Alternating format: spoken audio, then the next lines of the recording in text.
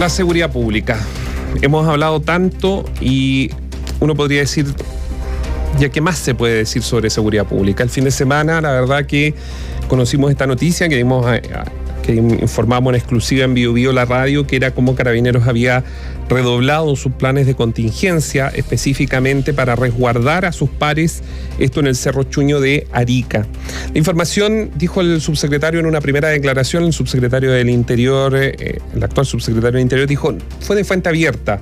Se equivoca el subsecretario porque nos imaginamos que él ya maneja el lenguaje, fue de fuente cerrada, es decir, hubo información precisa, concreta, real. Esto no es un voladero de luces, como dio a entender también el fiscal que a todo esto parece que el fiscal regional de Arica quiere ser ministro del Interior. Yo no había escuchado fiscales que se la estén dando ahora de que ellos quieren manejar el orden de control público, que corresponde directamente un trabajo a las autoridades de gobierno y no del Ministerio Público. Él tiene que investigar o al menos fiscalizar que sus fiscales adjuntos estén realizando la mejor tarea para encontrar a los criminales, sobre todo porque lo que pasa en el norte del país es muy complejo, muy grave. Toda la delincuencia es compleja, pero nos imaginamos que hay una sensibilidad especial por esta administración sobre lo que pasa en el norte cuando estamos hablando de trata de personas y particularmente ingresan mujeres con la finalidad de explotación sexual, que les cobran 3.600.000, lo han dicho ellas mismas, están las declaraciones ante la justicia, que es el denominado Tren de Aragua. Uno de los vagones del Tren de Aragua es justamente tomar mujeres jóvenes venezolanas o de otros países e ingresarlas al país para la explotación sexual. Eso debería ser de la máxima gravedad, por ejemplo, para el gabinete de la primera dama. No hemos escuchado nada, hay que decirlo, pero lo cierto es que estaban preparando un ataque, nos imaginamos armado, a funcionarios de Carabineros en Arica. La razón la tiene la ministra del Interior, porque aquí se ha hecho parte de ese trabajo, es desbaratar uno de los grupos que representa el Tren de Aragua, que son los gallegos, en el Cerro Chuño. Y claro, se detuvieron, hay 9 personas que están individualizadas como parte de esta banda criminal y el resto aparentemente querría hacer justicia. Eso por un lado. Lo otro, Carabineros bien, porque demostró ante esta situación en Arica de que hay trabajo de inteligencia.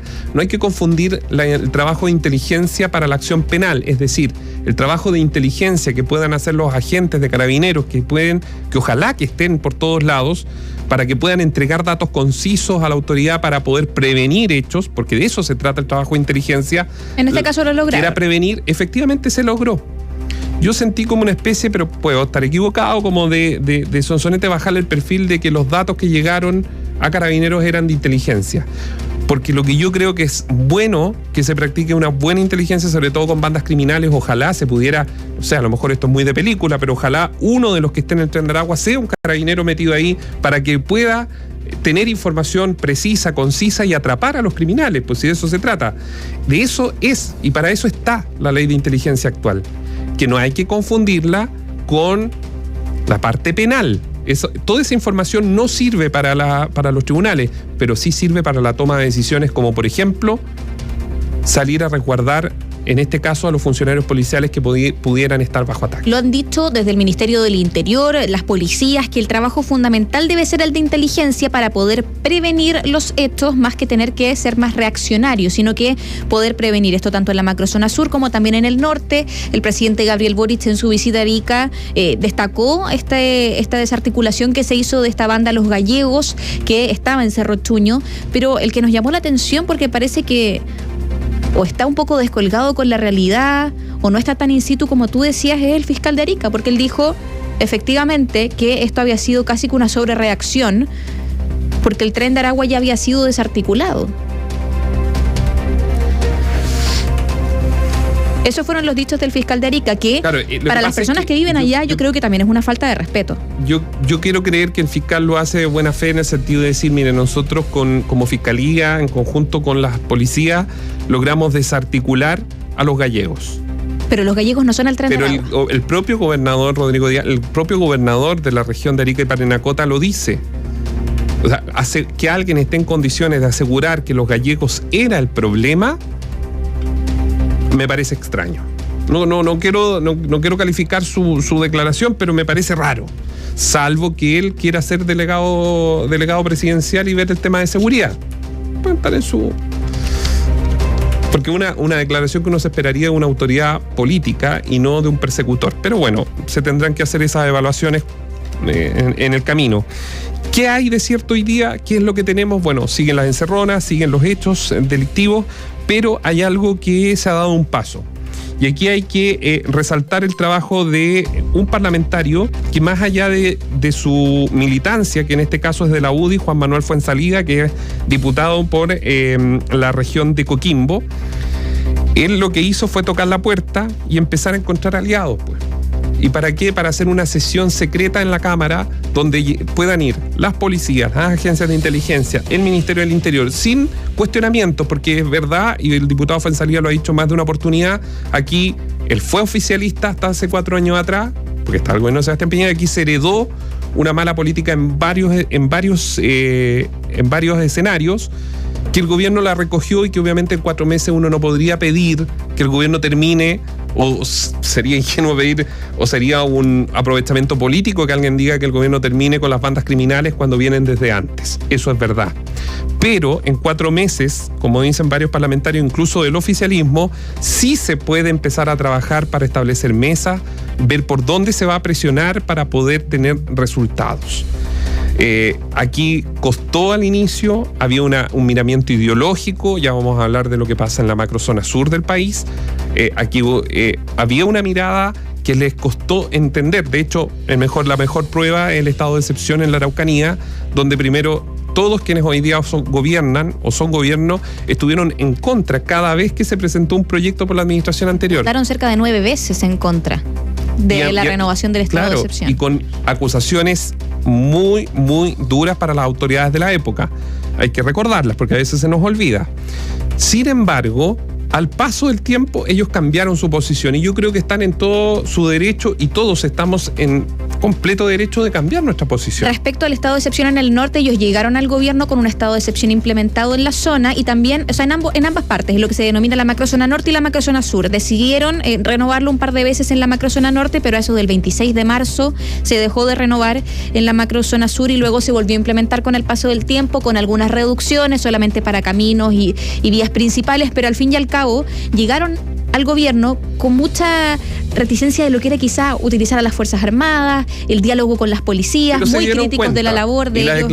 Y la mejor declaración, María José, es de la propia ministra del Interior, Isquia Siches, que dice que con los militares en la macrozona sur sí ha disminuido la violencia, o al menos están a buen resguardo ciertas infraestructuras importantes como la conectividad con el sur del país a través de la ruta 5 Sur. Eso por un punto. Hay que resaltar entonces lo que ha hecho el diputado de la UDI, Juan Manuel Fuenzalida. Logró 59 firmas junto con la del 60 para pedirle a la mesa una sesión secreta, o sea, no la vamos a conocer, pero es bueno que ellos hablen a puerta cerrada de lo que está pasando, porque a mí me da la sensación que cuando uno escucha a Juan Manuel Fuenzalida, al diputado por Coquimbo, y escucha al diputado Sebastián Videla, que es independiente pro Partido Liberal, ellos sí tienen calle, porque argumentan con lo mismo que muchos auditores llaman a la radio y que muchos de ustedes que nos están escuchando han conversado en la casa: la inseguridad que se está viviendo en cada esquina. ¿Los delitos bajaron según la encuesta de NUS? Sí, pero no hay punto de comparación porque llevábamos 2 años en pandemia y obviamente mucha gente en sus casas no entraron a robar, por ende hay que ver cómo evolucionan ese tipo de delitos de aquí en adelante. El hecho de que se solicite una sesión secreta, recordemos para nuestros auditores que hoy día uno puede visualizar en las distintas plataformas que tiene tanto la Cámara de Diputadas y Diputados como el Senado, las sesiones, la sesión de comisión, las votaciones en sala, una serie de cosas, y en este caso sería totalmente secreto. Y una conversación donde se deberían abordar cada uno de los puntos que tanto tienen en materia de inteligencia el gobierno, de qué es lo que realmente está pasando con estas bandas criminales y evidentemente lo que se va a hacer. Porque el próximo paso, como han dicho los parlamentarios, es que claro, vamos a estar llenos de diputados que van a andar con resguardo policial. ¿Por qué? Porque van a estar amenazados. Entonces, la situación es muy compleja. Aquí hay que tener pantalones para enfrentar a estas bandas criminales, y yo se los voy a decir porque uno llama a parlamentarios también y dice, mejor no.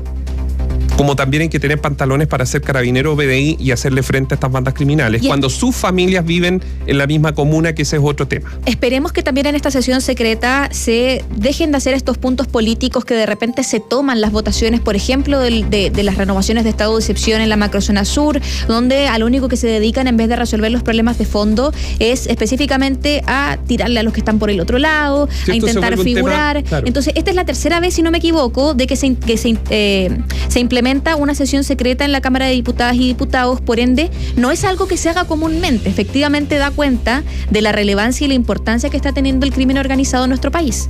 Mira, hubo un diputado que estuvo hasta el 11 de marzo, el diputado, entonces diputado Sebastián Torrealba, que varias veces aquí mismo en los micrófonos de la radio fue durísimo en apuntar a las bandas criminales que estaban operando. Resultado, amenazas, pues. Sí, él siguió hablando y siguió con el mismo tesón que traía, pero claro, es un tema, por eso es que hay que ser bien de una sola línea, digámoslo así. Voy a omitir el pantalones porque creo que no corresponde, hago el ejercicio de retrotraerme ese tipo de frases, pero efectivamente, por ejemplo, Sebastián Videla, diputado que yo decía por Antofagasta, dice: es fácil decirlo, pero otra cosa es vivirlo. ¿Por qué dice esto? Sobre la delincuencia en la región de Antofagasta, porque no es solo Antofagasta, también está Calama y también están varios poblados. Entonces él dice: ¿es necesario el estado de excepción de emergencia? Sí. Yo creo que el gobierno va a tener que doblar la mano, o sea, va a tener que cambiar de parecer. Le van a doblar la mano en el Parlamento y yo creo que va a tener que decretar un estado de excepción en el norte del país. Probablemente va a ser acotado en zonas fronterizas, pero entiendo que ya lo estaba hablando el Ministerio en la Moneda, se estaba conversando esto, me estoy adelantando, pero el camino que va por allí es un estado de excepción definitivo para poder con esa forma contribuir al trabajo policial que se está realizando. Las bandas criminales están, la pregunta es: ¿llegaron para quedarse o todavía estamos a tiempo de sacarlas? Información independiente, opinión independiente.